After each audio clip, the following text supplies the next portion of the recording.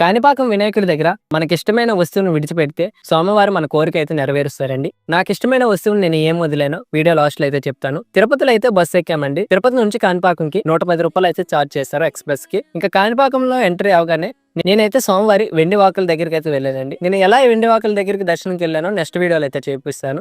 మేము ఎప్పుడు కాణిపాకం వచ్చినా ఖచ్చితంగా అయితే సోమవారి గుడిలో నైట్ నిద్ర చేసి పొద్దునైతే వెళ్తామండి.